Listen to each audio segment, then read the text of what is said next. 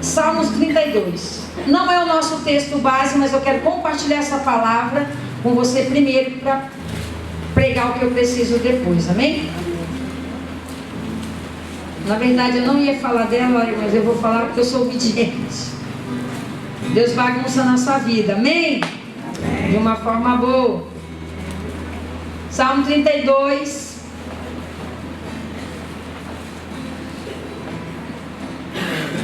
Eu quero fazer uma introdução com você nessa tarde, em nome de Jesus. Versículo 1 diz assim: como é feliz aquele, já que a gente, feliz é o que está mais escrito aqui nesse lugar. Como é feliz aquele que tem suas transgressões perdoadas, seus pecados apagados. Como é feliz aquele a quem o Senhor não atribuiu culpa e em quem não há hipocrisia. Enquanto eu mantinha escondidos os meus pecados, o meu corpo definhava de tanto gemer, pois dia e noite a tua mão pesava sobre mim. Minhas forças foram se esgotando como em tempo de seca. Então, versículo 5: reconheci diante de ti o meu pecado e não encobri minha culpa. Eu disse: confessarei as minhas transgressões ao Senhor, e tu perdoaste a culpa do meu pecado. Aleluia. Até aí. Como é feliz aquele? Porque quando eu digo eu decido ser feliz, eu vou ser feliz, eu tenho que entender algumas coisas. Então eu quero compartilhar algo com você. Davi é uma das pessoas da Bíblia que eu acho mais parecido conosco. Davi, ele teve uma família bem disfuncional, uma família bem maluca, teve algumas mulheres, teve um montão de filhos. Ele cometeu um adultério, cometeu um homicídio, houve incesto dentro da sua casa, houve irmão contra irmão, houve um filho que queria tomar o seu trono, assim, muito parecida com as famílias brasileiras. Ninguém quer pegar o lugar de ninguém, não acontece nada na nossa família, antes não fosse, Então, Davi, ele é muito parecido conosco. Eu sempre falo que Davi, ele não foi um exemplo de matrimônio. Ele teve muito problema dentro dos matrimônios, mas ele foi um exemplo de arrependimento. Não foi um exemplo de matrimônio, mas foi um exemplo de arrependimento. Você vai ver, eu nunca vi uma pessoa com um nível de quebrantamento como Davi. Ele pecava, ele errava, mas quando ele ia colocar isso diante do Senhor, ele trazia, ele externava mesmo, ele fazia uma autocirurgia na vida dele. Que eu acho que é isso que falta em nós, E nós vamos entender isso melhor. Então, quando eu olho esse texto, ele dizendo assim: como é feliz aquele que tem os seus pecados, suas transgressões, as suas culpas. Como é feliz aquele que não é hipócrita. Porque eu falo que a maioria das vezes nós somos hipócritas com nós mesmos. Usamos de hipocrisia, porque não queremos que mexam na nossa vida, e a gente diz assim: não, mas eu estou feliz, não, mas eu estou bem, mas eu estou isso, eu estou aquilo. Eu li uma frase hoje para a pastora Ali, que eu recebi do Spurgeon, ele dizendo assim, que disseram para ele que quando ele ia batizar, ali ia se fazer tudo novo, não ia acontecer nada, quer dizer, tudo ia ser apagado. Só que ele falou assim, que os pecados dele, o passado dele, sabia nadar. Então isso quer dizer o quê? Sabia nadar e não foi apagado, porque tem muitas coisas que a gente acha que deixou naquela água que não foi deixado. Eles sabiam nadar e voltaram para a sua vida de novo. Verdade. E é essa questão, porque a gente vem de um evangelho que diz assim: vem para a igreja que a sua vida vai mudar. Vem para a igreja porque tudo vai se resolver. Mas isso é hipocrisia, isso é mentira. Não é a igreja que vai mudar a minha vida. Eu, como filho, me posiciono para que o meu pai mude em mim aquilo que está errado. A igreja é só um lugar para se congregar. pregar. A igreja não tem responsabilidade de curar você, não, de forma alguma. Você se responsabiliza por isso. E quando Davi está falando isso, ele está dizendo assim, ele estava olhando as pessoas, mas ele não conseguia entrar nesse nível de felicidade. Ele reconhece dentro de si que não era o diabo, mas a mão de Deus pesava sobre ele. Que a nossa dificuldade é colocar culpa no diabo. Tudo é o diabo. Eu desconfio assim, né, de muito tempo trabalhando na área de restauração, que o diabo tem atuado muito pouco na nossa vida. Verdade. Nós é que temos atuado mais na vida dele. Porque você fala que tudo ele, você está chamando ele, você está dando uma legalidade para ele entrar na sua vida. Ele já não tem mais essa autoridade. Não é possível que pelo menos a gente não andou um pouquinho no espiritual em relação a isso, né? Só que tudo é delegado a Satanás. É o diabo, não. Davi, ele reconhece: a tua mão pesava sobre mim. É Deus. Deus provoca situações na sua vida. Deus fecha as portas para você. Deus te coloca na cama e você não entende que Deus está tratando você. E o reconhecimento de Davi. Então tem umas 4, 5 coisas que eu gosto muito nessa palavra. Muito. Que a primeira coisa que ele vai fazer, ele vai reconhecer o seu estado. Ele reconhece o seu estado. Não estou feliz. Os meus pecados, a culpa está me matando. Os meus ossos estão secando dentro de mim. A segunda coisa que você vai ver aqui, ele vai fazer algo que eu acho excelente. Ele vai quebrar a lei da mordaça da vida dele. Ele vai confessar ao Senhor. Terceira coisa, ele vai entrar no nível de confissão. Quarta coisa, ele vai entrar no nível de quebrantamento. Quinta coisa, ele vai deixar Deus ajudar. É lindo, eu amo essa palavra. Essa palavra foi a palavra da minha vida e é até hoje. Algumas pessoas aqui conhecem meu testemunho. Quem conhece meu testemunho, levanta a mão. Bem pouquinha, gente. Essa palavra me fez quebrar a lei da mordaça em relação à minha vida. Porque eu não era feliz, porque a culpa, eu estava na culpa, não era no pecado, mas havia culpa sobre a minha vida. A culpa, ela te leva a ter a lei da mordaça, a lei do silêncio. Ela te leva a entrar em níveis de paralisação na sua vida. E como isso entrou na minha vida? Através dos abusos. Com 5 anos eu sofri meu primeiro abuso, com 6 anos o segundo, com 8 anos o meu pai se torna o meu abusador. E eu vou falar isso melhor, porque daqui a pouco eu pretendo falar de bastardia. Fui fruto de um adultério. Meu pai e minha mãe não eram casados. Com 13 anos e meio, o meu meio-irmão veio morar conosco, me violentou sexualmente durante 1 ano. Com 15 anos o meu pai me colocou para fora de casa. Todos os meus patrões, até os meus 23 anos, foram meus abusadores. Eu fui para a igreja, o meu líder de jovens se tornou meu abusador. E você vai ver, mas não é um testemunho não, gente. Eu passaria tudo de novo para chegar onde eu cheguei, amém? Deus tem um histórico para nós. Para todos nós Deus tem um histórico de vida. A questão é de aceitar a vontade de Deus sobre o nosso histórico de vida. E eu aceito. E passaria tudo de novo. Porque todos os dias eu falo 2 frases para a minha vida. Todo passado curado na mão de Deus é ferramenta de trabalho. Todo passado curado na mão de Deus é ferramenta de trabalho. Deus não escreveu o seu histórico para você guardar ele e não curar ele. Porque naquilo Deus vai te dar autoridade nessa terra. E no lugar da sua maior dor, Deus vai construir o maior ministério dele na sua vida. Aleluia. São frases anotadas há anos na capa da minha Bíblia. Há anos eu falo isso. Porque na maior dor de Jesus, nós temos algo que não tem quem faça isso, chamado salvação. salvação. Na cruz, na maior dor de Jesus, se fez, não sei se a gente chama salvação de ministério, mas algo que é para todo mundo nessa terra. E foi no momento de dor.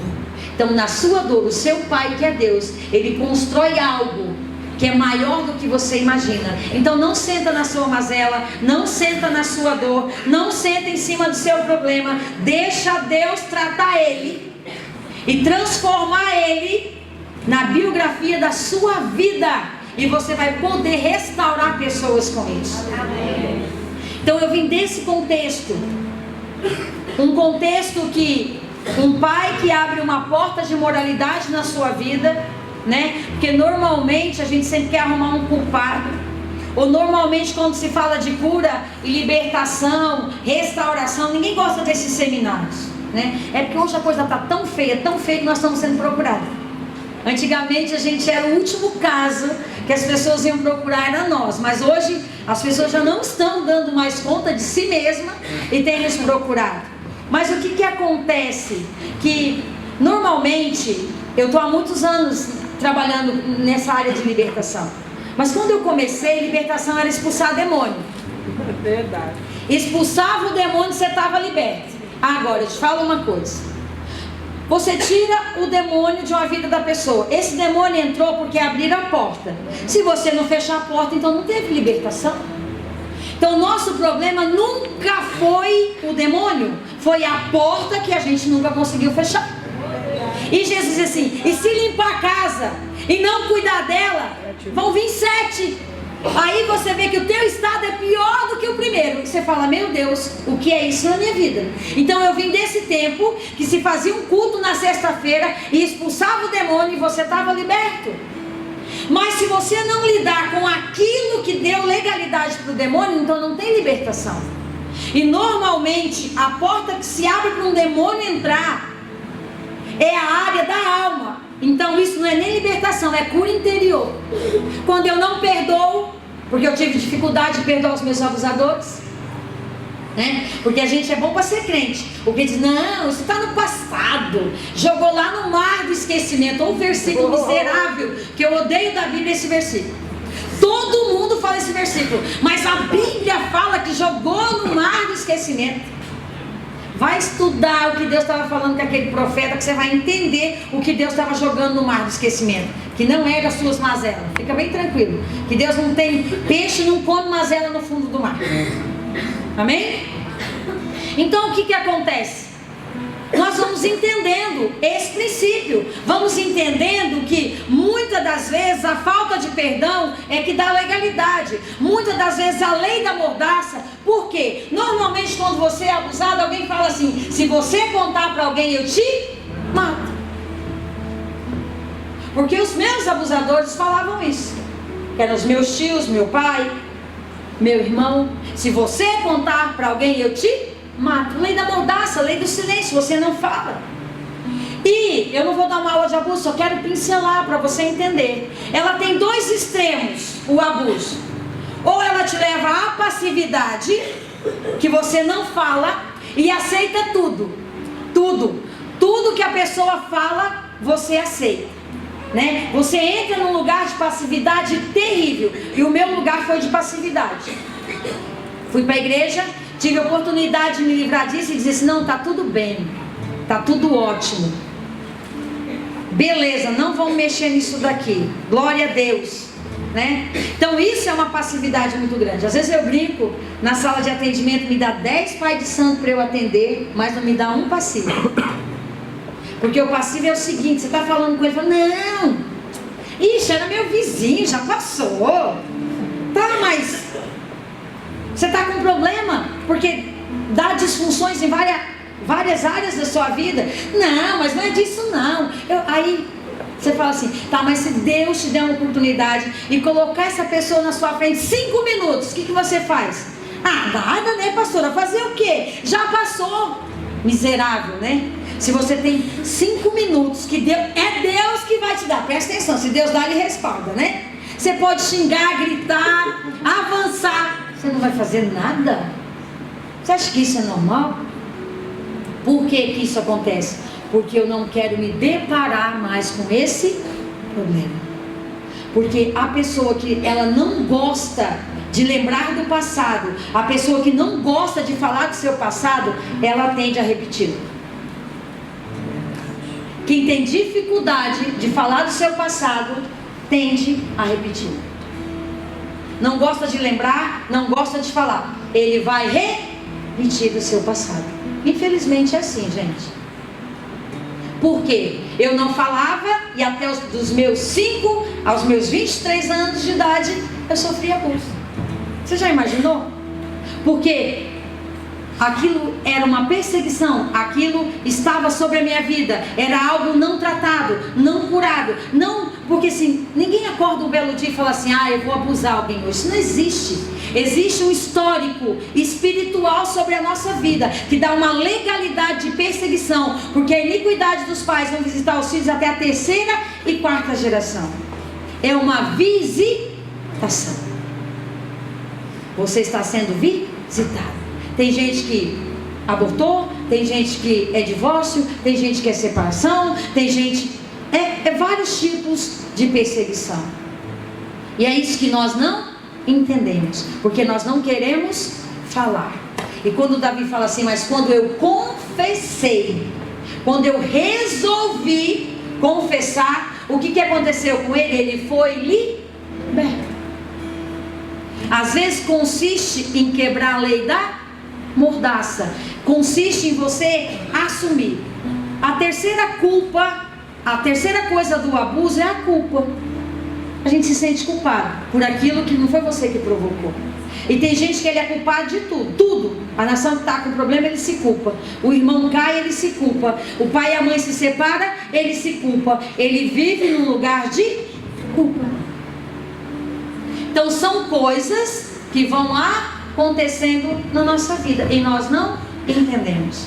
Tem gente que precisa de libertação, tem gente que não precisa. Não vai querer sair daqui e querer libertar todo mundo. Eu precisei. Enquanto eu estava dentro da igreja, como crente, como uma boa cristã, eu não resolvi minha vida. Um dia que eu tive um encontro real com Deus, que Ele expôs a minha mazela, quando Ele disse para mim, se você não perdoou seu pai. E aí eu queria convencer Deus que eu tinha perdoado meu pai biológico. Porque a gente quer convencer Deus de que nós estamos certos. Nós queremos convencer Deus que eu já resolvi. E eu tentei, eu disse, não, eu já perdoei. Eu já perdoei. O que é perdoar, né? Esquecer? Não. Perdoar é lembrar confortavelmente da situação que você viveu. Você não vai esquecer nunca na sua vida. Mas você vai lembrar com conforto sobre a situação que você viveu. É diferente. Você vai ter um conforto. Eu falo da minha vida e eu não tenho desconforto nenhum, não sofro nada. Porque eu entendi que isso foi resolvido na minha vida. Só para você entender esse lugar que Deus quer te colocar. Então estou desafiando você a quebrar a lei da mordaça. Eu estou desafiando você a colocar aquilo para fora que nunca veio. Porque não adianta a gente falar um monte de coisa aqui e você sair daqui e não conseguir romper naquilo que você precisa. Amém? Por isso que o seu desafio é se mapear e deixar Deus mapear você. O que é mapear? Deixa Deus fazer aquele mapinha da sua alma. Deixa Deus mapear o seu espírito. Deixa Deus mapear o seu corpo físico. E aí Ele vai dizer, vai colocar lá um pontinho vermelho em cada lugar que precisa ser tratado. Amém? Glória a Deus. Agora vamos pregar, né? Abre a sua Bíblia comigo lá em Juízes, capítulo 11. É muito assunto, gente. Isso aí eu gasto 1h30 para dar essa aula que eu estou falando para você, mas a gente não tem tempo, eu só estou tentando pincelar para você entender. Por que eu gosto de falar sobre mim? Porque você se sente mais confortável. Você vai ver que eu passei tudo o que eu passei, em Deus eu consegui me restaurar. E hoje está lá na internet meu testemunho para quem quiser ouvir. Eu não tenho vergonha, a minha família não tem vergonha do que aconteceu comigo, porque nós entendemos o propósito de Deus. Amém? Aceita a vontade de Deus sobre o seu histórico. Para de lutar com Deus, não vale a pena. Não briga com ele. Se ele te colocou numa família bem doida, de pais desconectados, uma família, fala: Senhor, muito obrigada porque o Senhor me colocou nessa família. Muito obrigada, Deus, que o Senhor me gerou de um adultério. Foi a forma que Deus encontrou de te trazer ao mundo. Jesus encontrou um pai e uma mãe para Jesus. E eles nem eram casados. Eu falo que Deus gosta de coisa complicada. Eles eram noivos. Noivos. E aquele homem teve que assumir o Filho de Deus. Então eu falo que independente do que foi o seu pai e a sua mãe, Deus colocou eles, escolheu para gerar você, filha de Deus. E não importa se você nunca conheceu o seu pai, você foi gerada para ele, para o teu pai, para o teu ato. Não importa a família que ele te colocou. E não adianta reclamar do cabelo. Ai, por que eu não nasci numa família que o povo tinha cabelo bom? Ah, porque eu não nasci numa família rica, eu nasci numa família pobre. Seja bem-vindo. Jesus foi escolhido, o pai dele era carpinteiro. Nasceu numa manjedoura, não tinha nem uma cama para nascer. Porque você está reclamando sua vida, porque você não entende o seu histórico de vida. Não entende que Deus escolheu e Ele tem um propósito. Não é com seu pai e com a sua mãe, é com você, filho, filha. O propósito é com você. E por isso que Ele te chama de filha nessa tarde. Aceita a vontade dEle. Aceite. Eu passaria tudo de novo para eu estar aqui hoje na sua frente, numa tarde de sábado, falando tudo que eu vou falar para você. É só questão de aceitar. Aceite. Uma mãe que foi omissa, que não via e fingia que não via, não importa. José quis se mandar. Deus falou assim: não, eu preciso de um pai aqui nessa terra para trazer meu filho no mundo, e eu escolhi você. Aleluia, glória a Deus. Eu sou apaixonada por Deus, porque Ele faz coisas que só Ele como pai entende o que Ele está fazendo. Amém? Vamos lá então. Quero falar de um camarada hoje bem conhecido, muito parecido com a gente também. Vamos tentar entendê-lo aqui, amém? Juízes capítulo 11, versículo 30 e 32.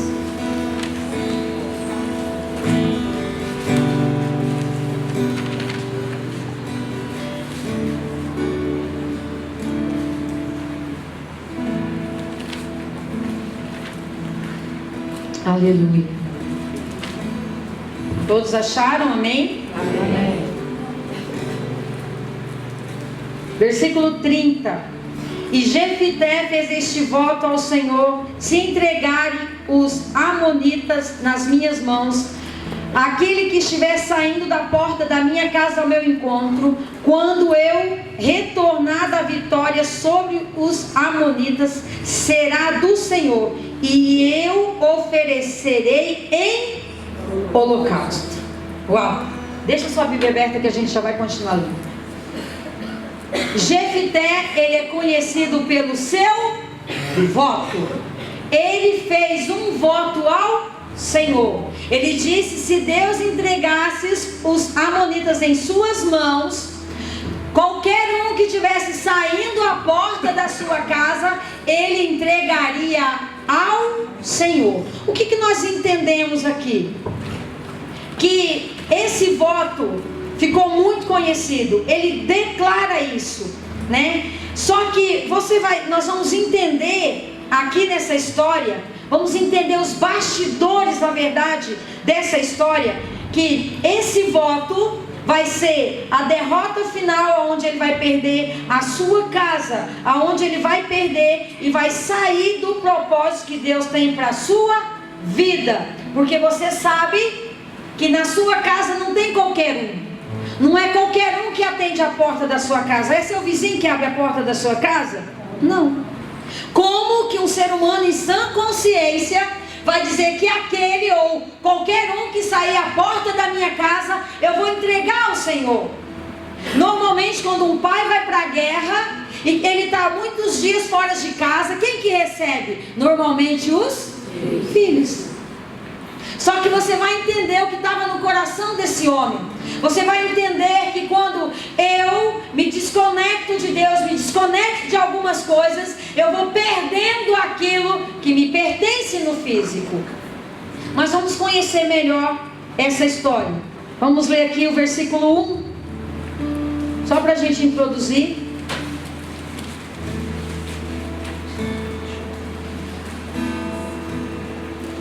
Jefité, o gileadita, era um guerreiro valente. Sua mãe era uma prostituta. O seu pai se chamava Gileade.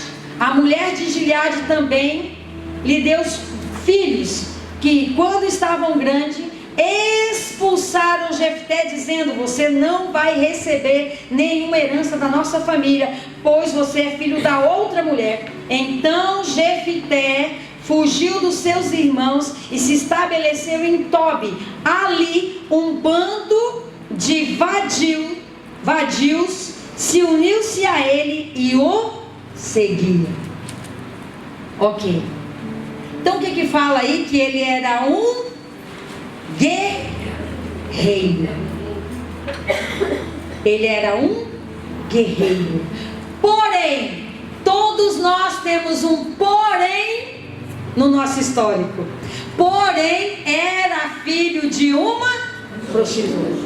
Então você vai ver que nesse histórico de um rapaz que foi gerado fora da aliança do casamento, você vai ver que ele não só se torna bastardo fisicamente, mas ele vai se tornar bastardo espiritualmente.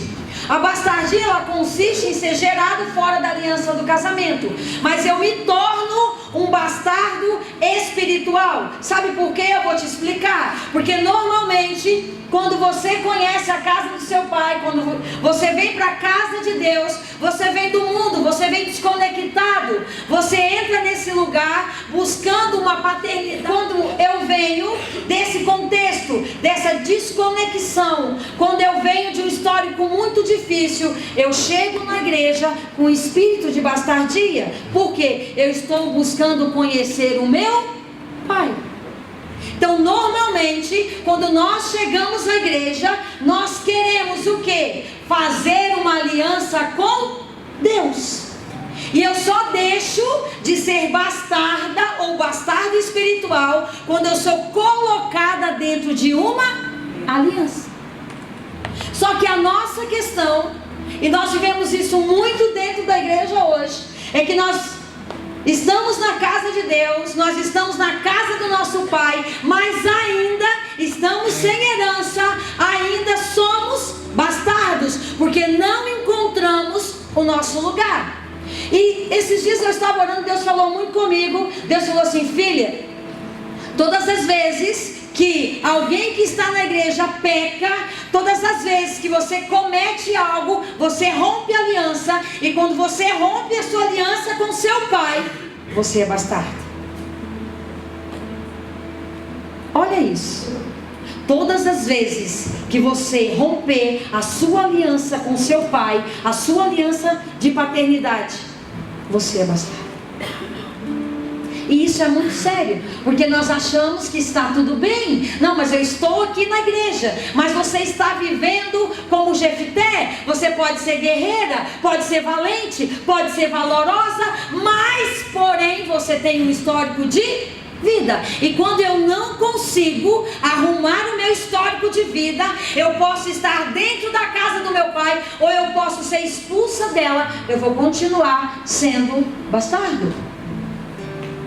E quando você olha o contexto desse homem, e eu falo que Gileade é a igreja, Gileade é essa casa, Gileade é esse lugar. Sabe por quê? Porque dentro da própria casa do pai, a primeira coisa que Jefté vai sofrer é a indiferença dos seus irmãos. Isso não acontece na igreja, né? Como a gente é amado pelos irmãos na igreja. Aleluia. Ninguém rejeita a gente, né? Imagina se você vem lá do filho da outra. Você vem lá do filho da Batista, lá do filho da Assembleia de Deus, e filho da outra. E você é o legítimo, é o primogênito, está 10 anos, 20 anos. Quem que é bastardo mesmo? É quem está chegando ou quem está dentro? É uma questão. Então ele sofre a indiferença dos seus irmãos. Os seus irmãos crescem e dizem assim para ele: ei, você não tem direito à herança, cai fora, essa casa não é tua, não te pertence. Nunca ninguém fez isso com a gente, né? A gente é muito querido.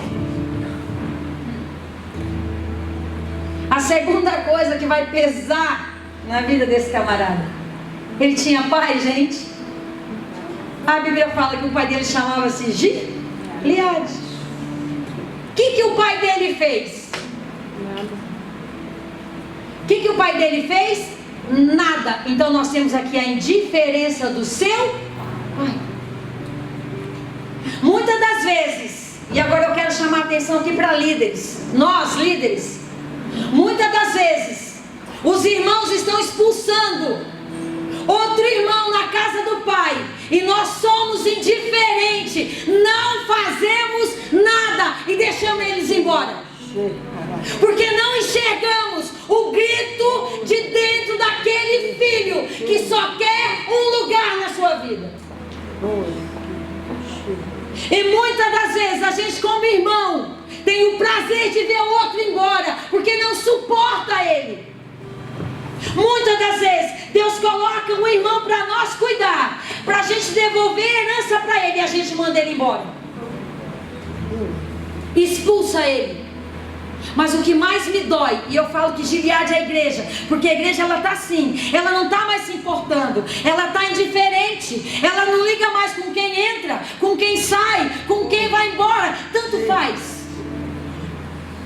Isso é a casa de Gileade, não é a casa paterna de Deus. Porque se alguém entrar na casa paterna de Deus, ele tem que ser recebido, vai ser colocado dentro da aliança e vai permanecer. Aleluia. Que é o nosso desafio. Oh, eu estou cansada de lutar com esse espírito de bastardia dentro da igreja. E não é por nossa culpa, porque Deus nos colocou uma responsabilidade. Cadê esse pai? Imagina aquele pai olhando aquele filho indo embora. Mas sabe o que eu vejo a dificuldade aí? É que nós estamos tão pecadores, a igreja está tão pecadora que ela não tem mais autoridade. Aquele homem tinha gerado um filho fora da aliança do casamento, então ele se achava sem autoridade para lutar por aquele filho que estava sendo expulso. E é assim que a maioria das vezes acontece na nossa vida.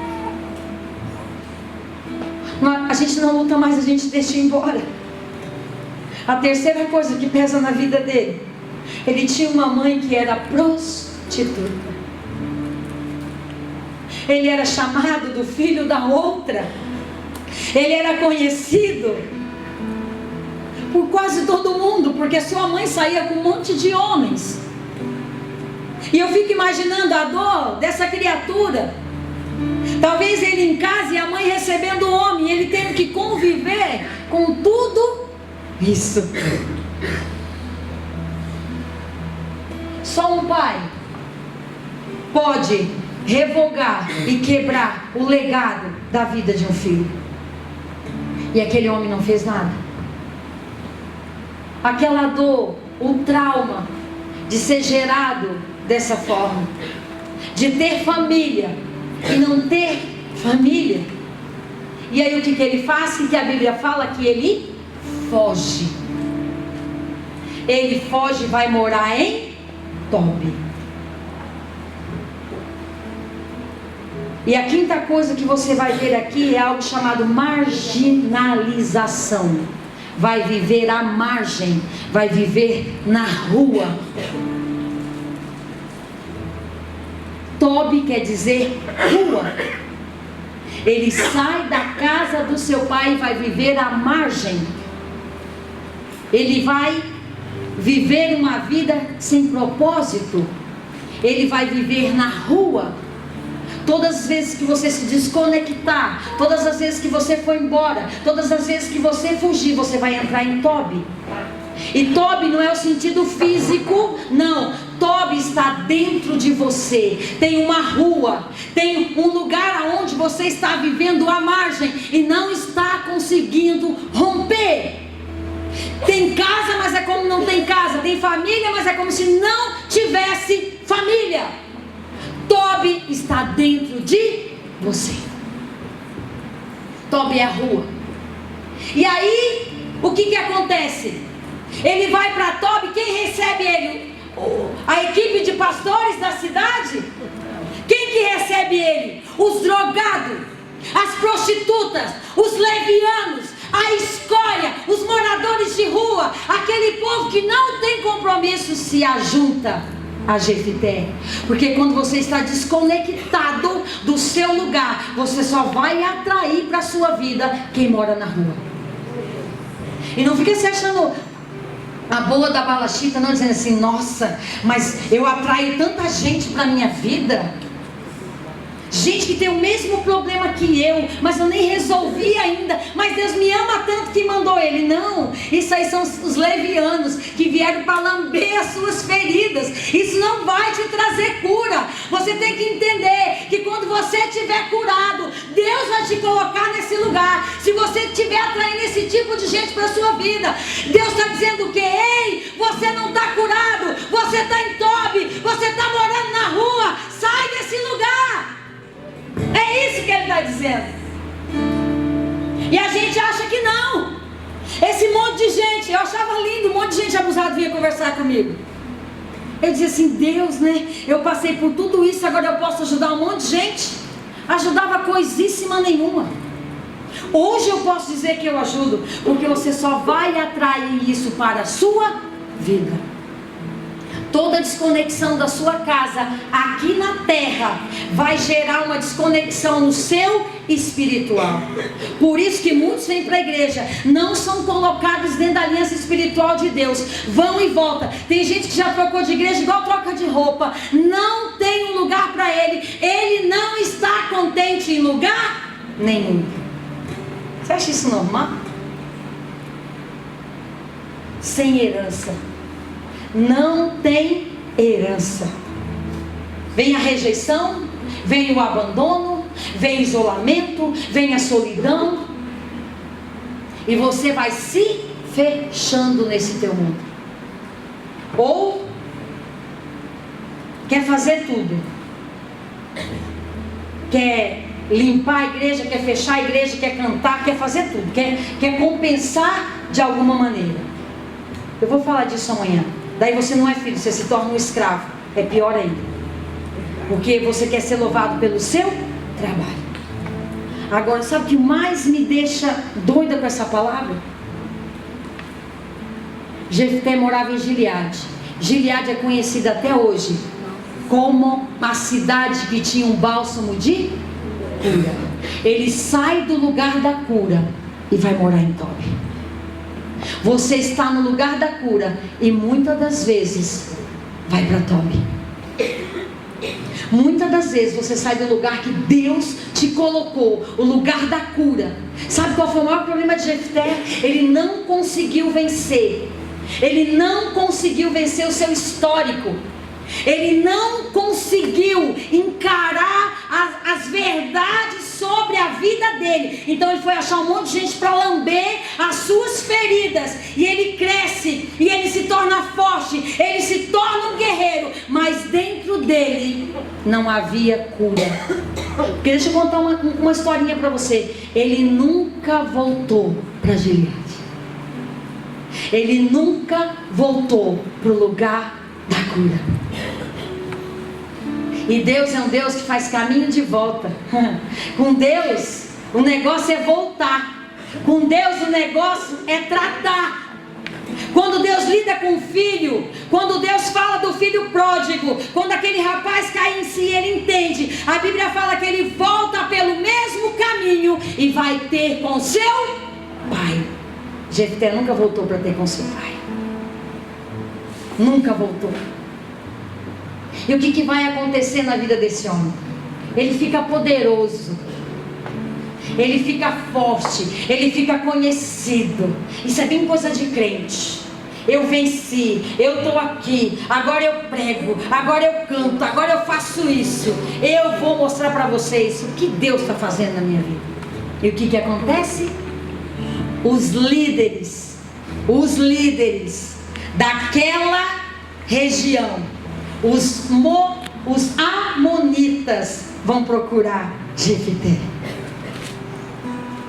E se você continuar lendo, você vai ver que ele chega e fala assim para Jefté: nós viemos a você porque nós estamos precisando de você. Isso é o que o crente mais gosta, quando o inimigo volta, porque a gente acha que tudo é inimigo. E no meio desses inimigos estavam seus irmãos, seus meio-irmãos. E ele fala assim: vocês que me expulsaram da minha cidade, que me tiraram da casa do meu pai, vem até mim. Aí nasceu aquela música Sabor de Mel. Quem me viu passar na prova e não me ajudou? Foi aí, eu tenho certeza. Eu tenho certeza que foi em Jefté. Só que foi revelado agora, uns anos atrás. Mas foi lá. Quem me viu passar na prova e não me ajudou, agora vai ter que depender de mim. Eu vou estar lá no palco, vocês tudo sentados me olhando. Isso é coisa de bastardo espiritual. Deus não deu os nossos irmãos por inimigo, de forma alguma. Deus não vai. Sabe quem que é inimigo de Deus? Aquele que serve a Satanás. A nossa casa e a nossa família precisa ser salva por Deus. Eles não são os nossos inimigos. O seu pai não é seu inimigo, sua mãe não é seu inimigo, seus irmãos não são seus inimigos. São pessoas que Deus escolheu para te colocar no mundo. E ele fala assim: agora é minha vez. Vocês estão precisando dos meus favores. Lá no coração de crente, porque ele não tinha coração de filho, ele desconectou da paternidade biológica dele. Ele não entendia o que era isso, de forma alguma. Ele falou assim: porém, eu vou ajudar vocês. Eu vou, mas eu quero algo. Vocês vão me tornar líder. Vocês vão me tornar chefe. Porque só ser guerreiro e valente não estava bom. Ainda tinha que ser chefe. Isso é um espírito de orfandade e de bastardia na nossa vida. O poder. O poder. O poder. O poder. Eu quero fazer. Tem gente que grava um CD só para mostrar que Deus é na vida dele. Canta um monte de música almática. Tem gente que vai pregar só para mostrar que ele venceu, só para dizer que ele é bom. E a igreja está cheia desse tipo de gente. Então, bastardo é aquele que não está dentro da aliança de Deus. Deus é seu pai.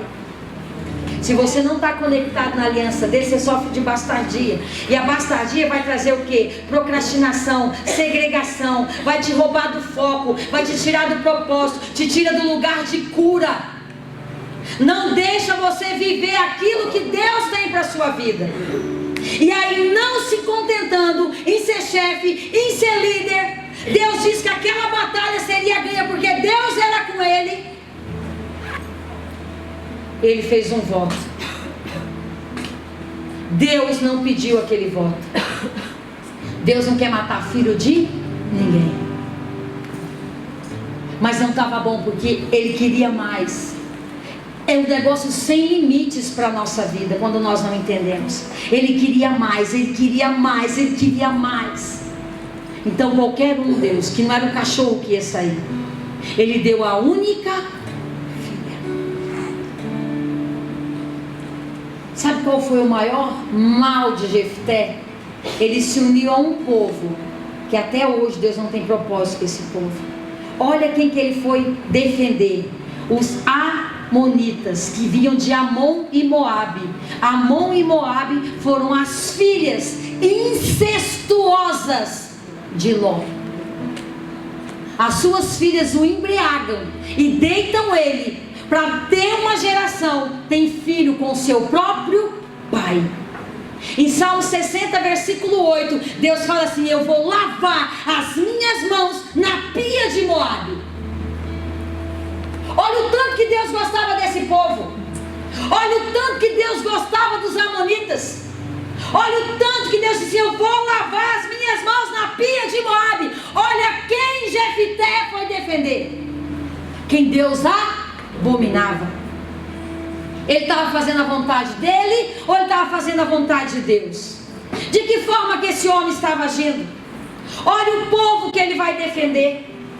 Agora eu te pergunto: a mesma perseguição de imoralidade que estava sobre as filhas de Ló vai vir sobre a filha de Jefité, porque ele foi gerado na prostituição. É o mesmo espírito que hoje duas nações são perseguidas por causa desse incesto. Jefité não vai deixar ninguém para contar a sua história. Ele vai perder a sua única filha. Olha o poder, olha aquilo que está em nós. Não importa quem eu vou derrubar, não importa o que eu vou fazer, importa que eu vou conseguir. Muitas das vezes você está travando uma luta com gente que Deus já desaprovou. Você está fazendo guerra com gente que Deus não tem compromisso. Você está lutando por aquilo que o teu pai não luta mais. E aí você vai se perder. E aí não adianta reclamar de rejeição, não adianta reclamar que a vida não está boa, não adianta. Ou eu entro dentro dessa aliança divina, ou eu entro dentro da paternidade de Deus, ou eu vou ter visitação de espírito de bastardia. Vai se sentir só isolado, abandonado, nada está bom. Não se submete ao líder, não se submete à figura de autoridade, porque Jefité nunca precisou se submeter à autoridade dos pais, porque ele era bom na rua aonde ele estava. É isso que você precisa entender. Desconectado do seu pai e da sua mãe biológico aqui na terra, desconectado de Deus, sem a aliança do seu pai e da sua mãe, sem a aliança de Deus. Por isso que o maior desafio da minha vida como filha bastarda foi se conectar ao meu pai biológico, e sendo ele meu abusador. Coisa mais difícil. Só que você tem que entender. O meu pai e minha mãe nunca casou, mas eu perdoei meu pai. Eu entendi o propósito de Deus para a minha vida. E mesmo que o meu pai não me colocou dentro de uma aliança aqui na terra, eu fui colocada dentro da aliança da paternidade divina de Deus. Aleluia. Porque Ele te escolheu para ser filho. Essa aliança é dele. Agora, o que nós temos que entender? Não adianta ser curado, não adianta fazer seminário, não adianta fazer nada se você não entender o lugar que Deus te colocou. Se você não entender como filha, como filho, o lugar que Deus tem para a sua vida. Talvez a gente está vivendo o espírito de Jefité. Estamos num lugar de cura. Estamos num lugar onde nós podemos estar dentro de uma aliança. Mas eu quero morar em Tobi. Porque lá em Tobi todo mundo me bajula, lá em Tobi todo mundo me elogia, lá em Tobi eu sou reconhecido, lá em Tobi eu sou guerreira, lá em Tobi eu sou tudo, mas aqui dentro eu não sou nada. Então é mais fácil estar lá do que estar em Gileade, aonde o bálsamo da cura vai ser liberado no tempo certo, na hora certa para a sua vida. Porque como pai e mãe, tudo tem um tempo na nossa vida, não é no nosso tempo. E você tem que entender uma coisa, porque muitas das vezes dentro desse espírito você fala assim: mas eu não sei, porque o fulano não dizima, não oferta, não faz o que eu faço, e ele tem uma vida boa, ele tem um carro, ele tem isso, e eu que estou aqui não tenho nada. Ele entendeu o que é ser filho, você ainda não. Eu tenho 4 filhos, todo filho é diferente. Você acha que Deus trata nós todos iguais? Deus sabe, se Ele me der algo, Ele vai me perder. Que pai que quer perder o seu filho? Então Ele não vai te dar. Deus sabe, se Ele te der isso que você está aqui há 10 anos buscando, nunca mais você volta nesse lugar. Porque nós estamos com a mente de quem mora em Tobi. Não estamos com uma mente de filho para fazer a vontade do nosso Pai. para morrer, para entender o seu propósito. Mas eu quero ser curada, mas eu preciso ser curada. Se Deus te curar, você vai fazer igual aqueles 9 cegos, só um voltou para agradecer. E até hoje eu me pergunto o porquê que só um volta para agradecer. Só um tem esse entendimento. Esse entendeu que verdadeiramente isso não ia mudar a vida dele. Ele tinha voltado a enxergar, mas aquilo, o basamento, aquilo que estava dentro dele ia continuar. Os outros, eu deduzo, foi fazer festa, foi contar para todo mundo sem nenhuma responsabilidade. Então, nem sempre o teu pai pode dar aquilo que você está pedindo. Nem sempre ele pode fazer o que você acha que você quer. Nem sempre. Eu brigo com Deus, que é Pai, todos os dias da minha vida. Eu não queria ser itinerante, não queria viver pregando, eu não queria. Eu queria estar na minha casa agora. Mas eu não faço a minha vontade, eu faço a vontade do meu Pai. E quando você faz a vontade do Pai, não é o que você quer, é o que Ele quer para a sua vida. E muitas das vezes Ele demora para curar, Ele demora para agir, porque Ele sabe que é só isso que está prendendo você aqui. É o único elo que Ele tem com você, é essa dor que você carrega. Porque se Ele tirar a sua dor, você vai embora. E aí vai se desconectar de novo. E aí vai viver uma vida que Ele não planejou para você. Porque nós só queremos o que o Deus pode oferecer. Não queremos viver a vontade do Pai. Tem uma diferença em ser Deus e de conhecer Deus como Pai. Jesus fala, eu acho que em João 17, eu não me lembro, ou João 15, acho que é João 15. Ele fala assim: vocês conhecem um Deus, eu conheço o Pai. Talvez você conhece o Deus, mas não conhece o Pai. Deus ou deuses respondem pedidos. Deus não exerce, deuses não exercem paternidade sobre ninguém. Nenhum Deus deu seu filho para morrer. Nenhum, presta atenção. Deus atende pedido. Se você for lá para uma santa, para Aparecida, você faz um pedido, ela te atende, sim ou não? Sim. Por quê? Porque Deus responde pedidos. Você vai lá, faz um pedido, Ele responde. Um Deus pode ser uma vaca, pode ser um rato, pode ser uma imagem que não fala, que não faz nada. É um Deus. No mundo espiritual há uma vinculação aonde pedidos são atendidos. Diferente. Se você ler Mateus 6,6, você vai ver algo interessante. Entra no seu quarto, fecha a sua porta, porque o teu Pai que te vê, te recompensará. Não fala que Ele ouve, porque te ouvir, todo mundo espiritual te ouve. Te vê, só seu Pai que faz isso. Só seu Pai.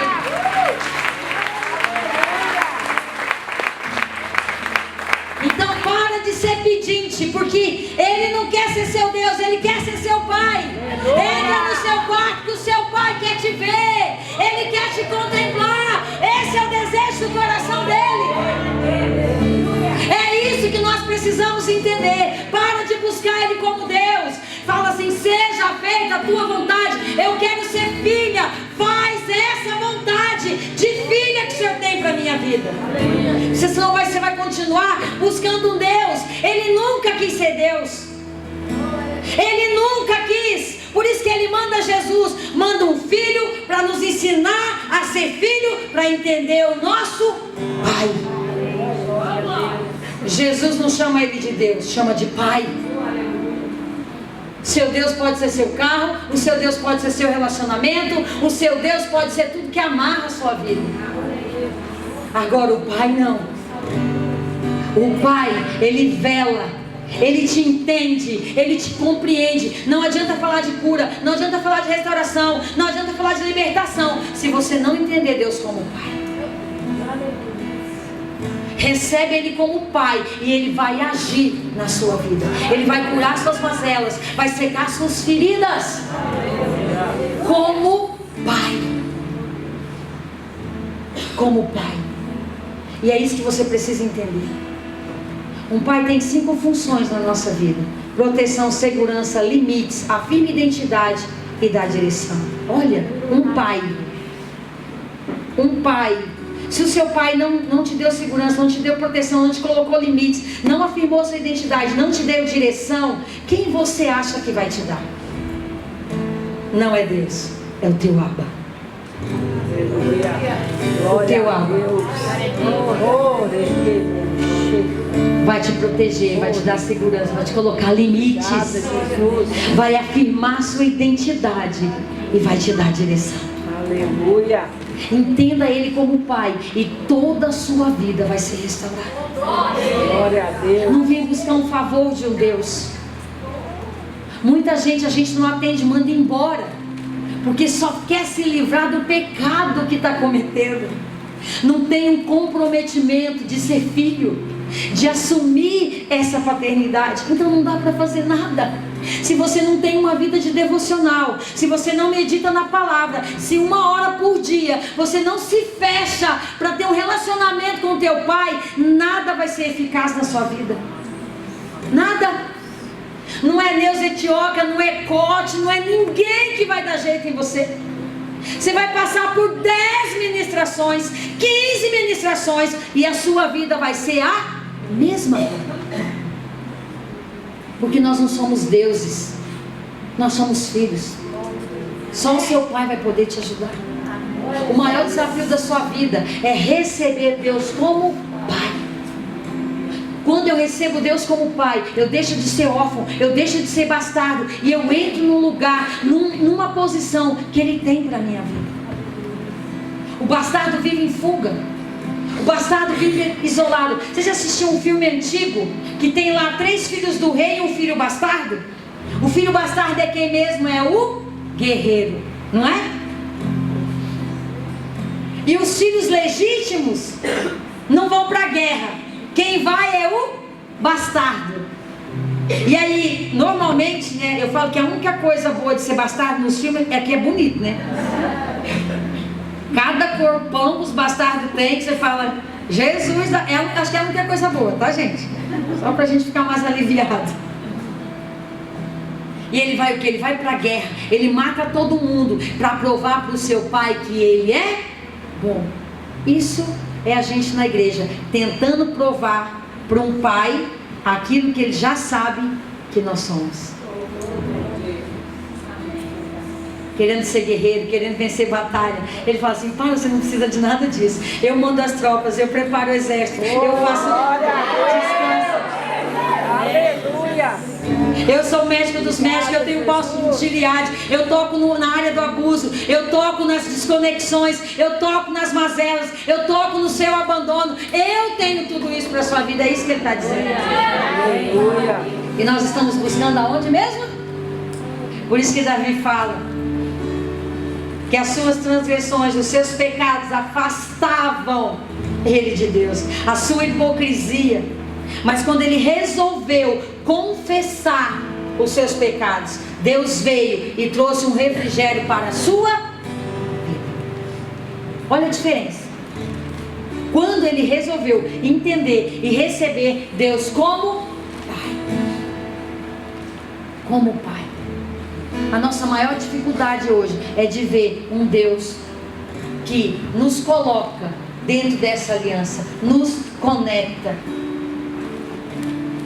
A maior dificuldade nossa hoje é nos posicionarmos no mundo espiritual da forma que Deus quer.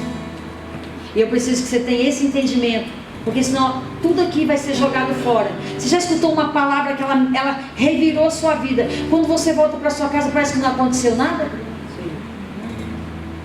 Você já escutou gente falando que você vai às nações, que você vai fazer isso, que você vai fazer aquilo, tererê, e você fala, meu Deus, que coisa... Faz 20 anos que você recebeu essa palavra e até agora você não foi em nação nenhuma. E você fala que esse profeta não é de Deus? Que essa pessoa não é isso. Deus tem, todas as nações já são suas. Deus não precisa dar uma palavra para dizer que você vai às nações. Ele é seu pai, Ele é dono de tudo. Então tudo é seu. Aonde você quiser colocar a planta do seu pé, Ele vai te levar. Glória a Deus.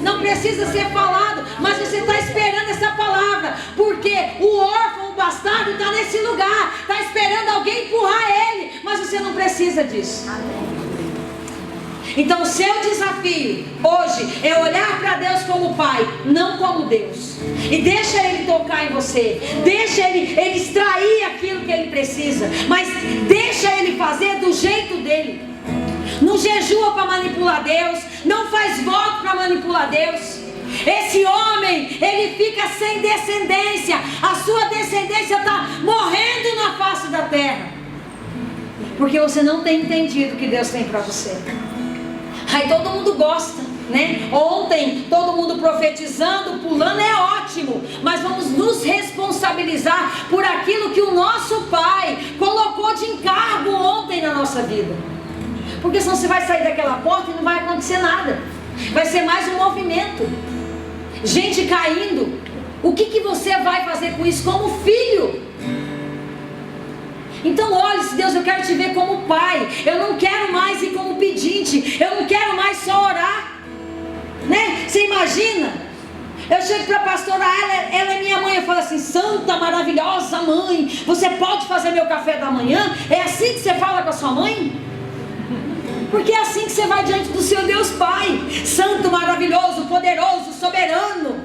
Deus fala assim: ei, baixa a tua bola, eu te conheço, fala comigo assim, vamos. Faz toda uma pompa, leva uma Bíblia e coloca um som. Deus fala assim: para que isso, querido?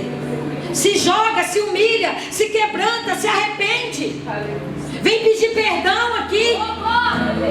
É isso que Ele está dizendo para você. Dentro de um quebrantamento tem muita cura, mas não, a gente vai todo pomposo, vai todo cheio da graça para Deus.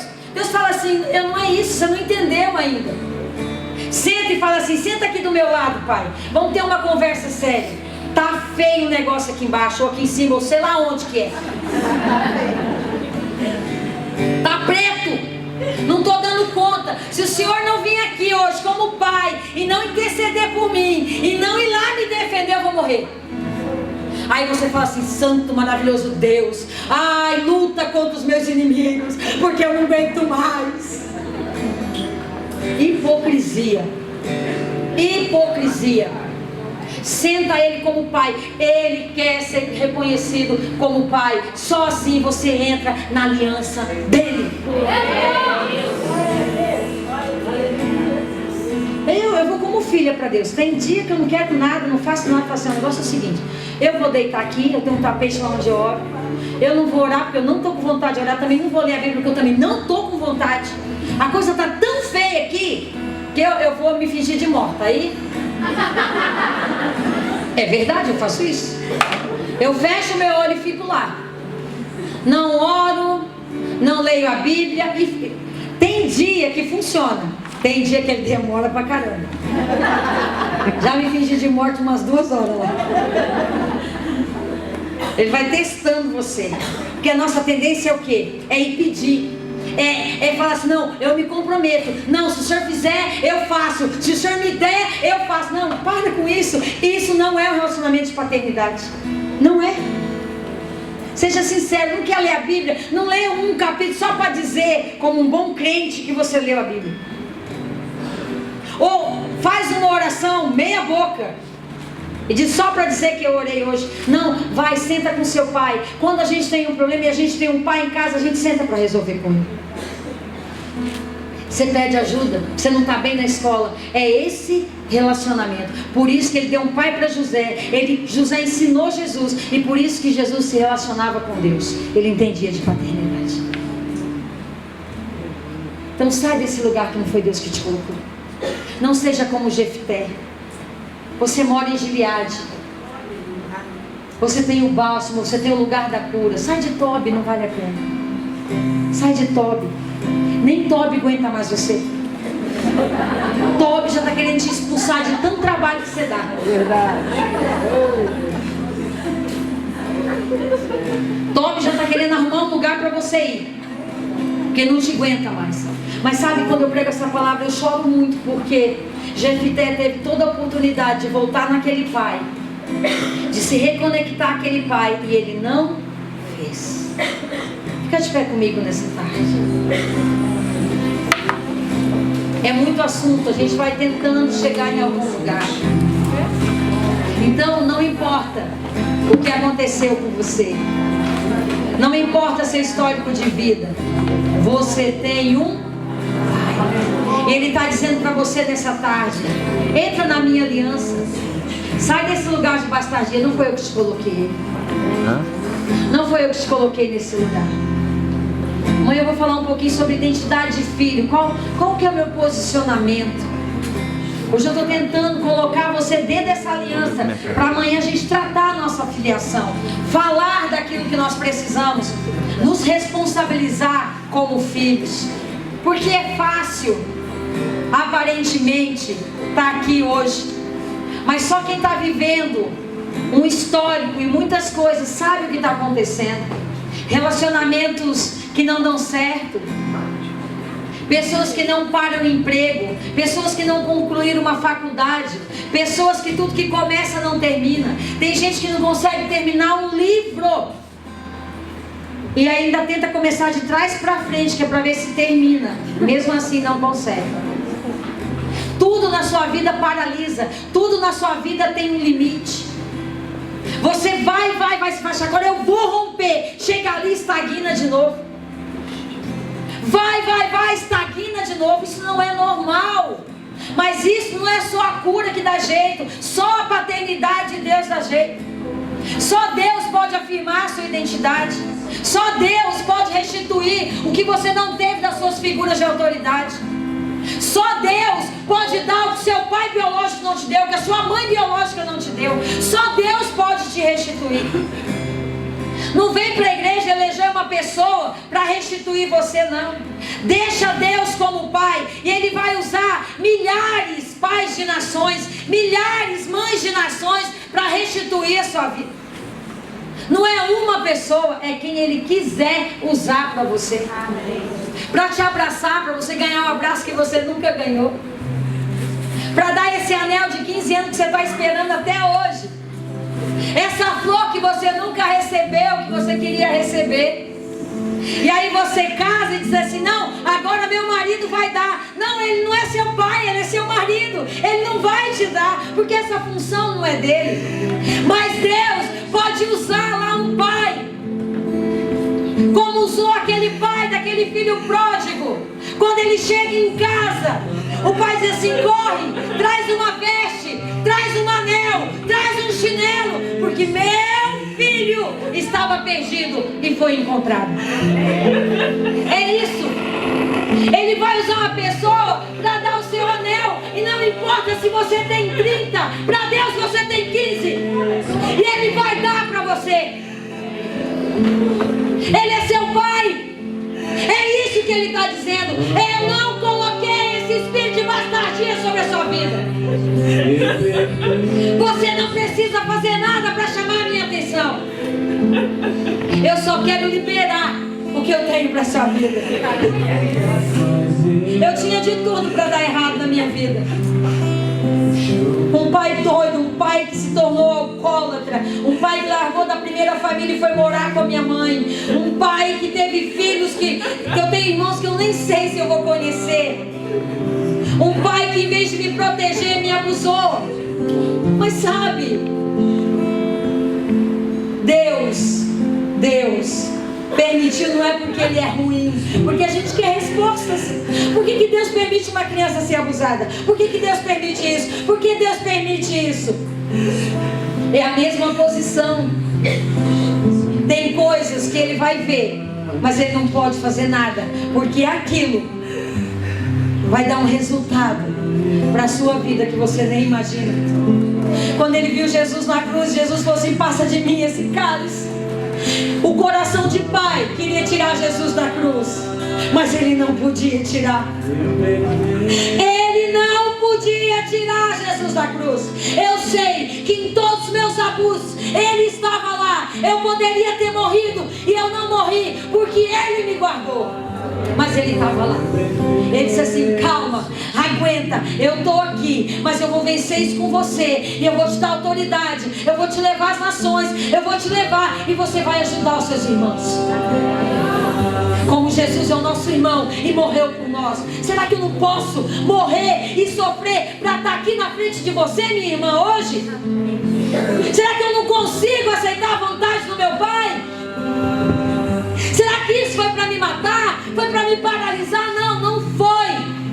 Não foi. Libera, não vale a pena. Solta essas pessoas da sua alma. Solta os abusadores. Solta o teu pai. Solta a sua mãe. Não vale a pena. Larga da bastardia espiritual hoje. Larga. E diz assim: Deus, eu entro dentro da tua aliança. Eu entro nesse lugar. Isso é cura. Se você entender e ser filha de Deus, você já pode ir embora hoje. Porque Ele vai gerar todas as coisas na sua vida. Hoje eu atendo pessoas. Quando eu tinha 23 anos de idade, ninguém me atendeu. O próprio Deus falou comigo. O próprio Deus veio até mim e pela primeira vez eu escutei a sua voz. E não era uma voz falsa, não era uma voz de adivinhação, era a voz do Abba. E ele disse: você não perdoa o seu pai. E ele falou uma coisa muito forte que marcou minha vida. Ele disse assim: você precisa me perdoar, porque você me culpa por eu não ter feito nada. E eu descobri que eu precisava perdoar Deus para receber Ele como Pai. Porque muitas das vezes nós perguntamos por que Deus não fez nada, por que Ele permitiu, por que Ele deixou isso acontecer. Foi o que Jefité não fez. Ele não questiona, ele entra no lugar e nunca mais volta de lá. Deus não tem isso para a sua vida. Deus não quer acabar com a sua geração. Deus não quer matar os seus filhos. Porque quando Ele sacrifica a sua filha, Ele sacrifica a um Deus chamado Milcom, que é o Deus dos Amonitas, que quer dizer Moloque, que quer matar os filhos. Nunca foi a vontade de Deus. E Deus não recebeu o sangue daquele sacrifício. Aquele sangue foi para Milcom. Deus nunca ia pedir isso para Jefité. Nunca. Mas na nossa loucura, na nossa insanidade de espírito, de orfandade, de bastardia, nós entregamos aquilo que nós não podemos para nos satisfazer.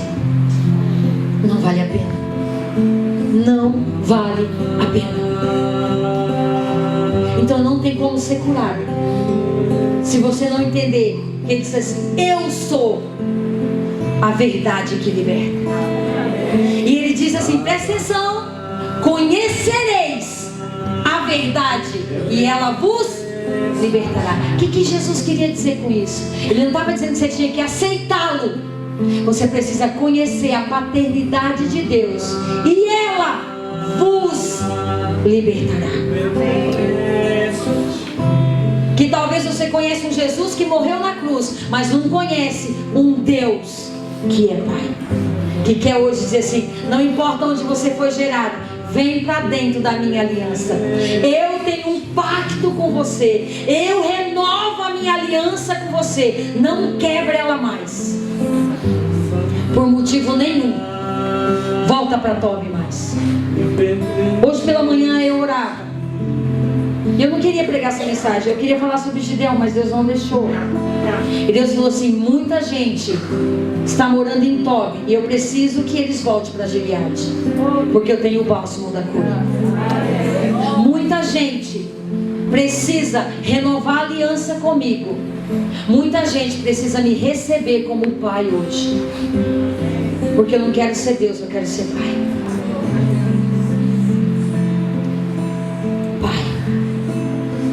E não tem como deixar de ser bastardo se você não tiver um pai.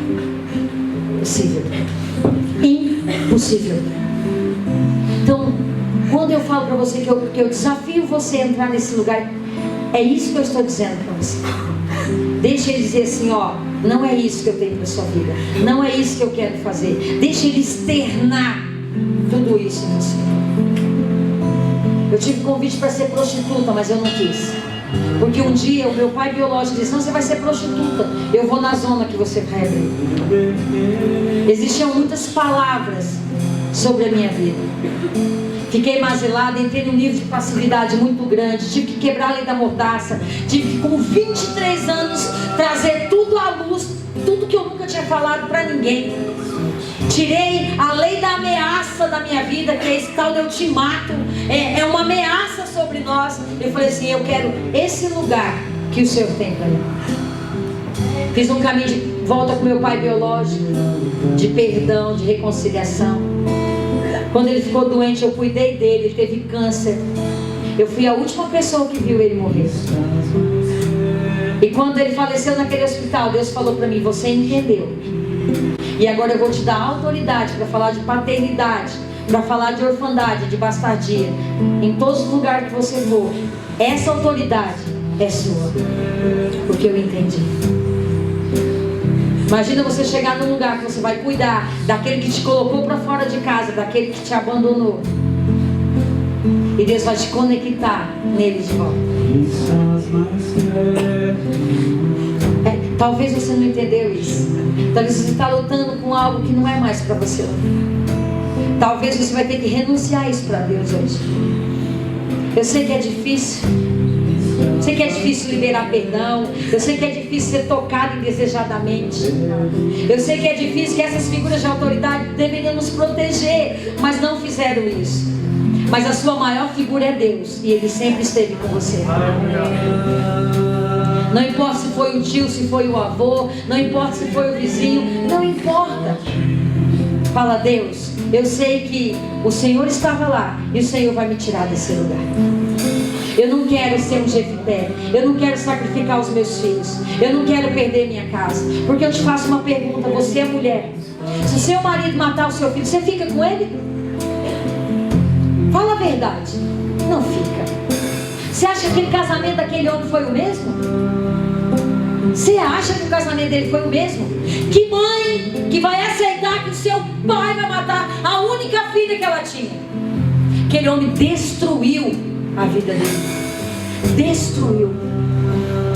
Porque numa insanidade, por não fazer um caminho de volta, por querer ser poderoso, por querer ser grande, por se desconectar, por não aceitar o bálsamo que cura, ele vai acabar com a sua vida. E nós estamos caminhando igual Jefité para a morte.